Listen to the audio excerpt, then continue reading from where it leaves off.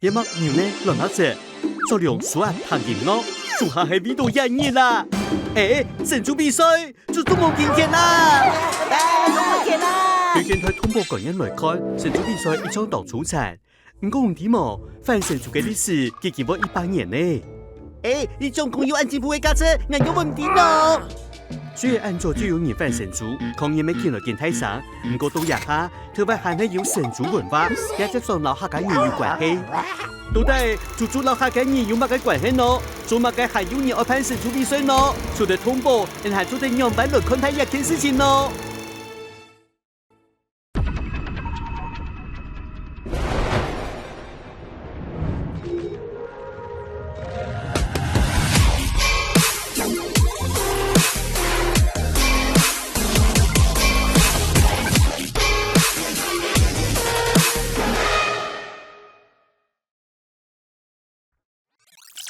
講到神豬同客家，當然就先講到移民啦。唔記得朋友也去複習下你。雖然移民無限聽客家人，唔過講到移民信仰，客家絕對係堅強嘅啦。北部嘅生態中，當然就會上菜 fit 啲中年節人連定強風移民呀。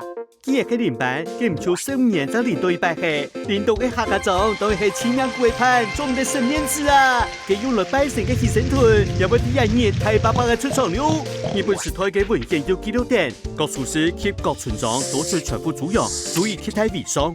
先中國用幾下年嘅時間生意照顧，而指定嘅人要趁你放過千重嘅豬豬，就會得到一定嘅榮耀，係可以獎勵麼？照當時嘅報道，是有2000萬條豬豬沉睡嘅記錄。到日下，移民節係你客家文化嘅重要發通，係本列做國家文化資產。故所，就算其他鄉廟也有神豬發通。一講到一個議題時，大家天天想到嘅就係客家族群。今日對馬嘅時間開始有人反神豬呢？日本時代後期受到戰爭老方文化運動嘅影響，犧牲團開始本尊做係迷信嘅壞習慣。這樣時就日本官員啲支持嘅時節，直接罵講大家要看上這位啦。中央就上口口，以及有2年推嘅國民黨政府公布新政策，愛民眾統一拜呀，韓國不准用動物來拜。唔過韓國效果冇蠻好呢，嘿嘿。是日本豬豬參加大演上嘅係2003年嘅總統出事件。當時嘅總統陳水扁啲選舉時，是希望可以講順順利利，就會用豬豬來扮演。結果背面韓正技術的當選呢，豬豬沒學好咧。唔看佢破前幾個當嘅規矩，幸福皮都企唔起來嘅太眼神，就有點怪怪呢。消息傳規個大演上，神豬的學嘅期間本人用過呢，冇辦法好好期待嘅樣片也見流出來。雖然前面政府改用嚴密做嘅方式來扮演，唔過堅持傳統嘅樣貌，係你嘅天照上先知。也個事件，日本神豬議題浮上台面，一切都見。嘰里呱啦講到呀，文化傳統 vs 新概念係當平常嘅問題。一下當道指定開始會用創意嘅方式來取代神豬比賽，見到都係現象看來一定傳統嘅核心價值，後擺農業社會生活辛苦。好好教一條豬嘅原本生命，確實係有能力嘅誠意。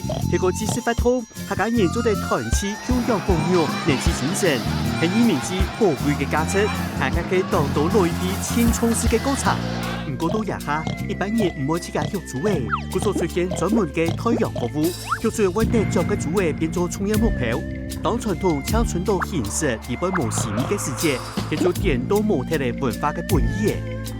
特別，大家因為無強嘅理由反豬豬，唔過時間過後，人嘅生活也見啲嘅變化，可能傳統法通千年多面對改變，唔過我哋望到嘅抗毒嘅地位，千寶貴嘅精神啦。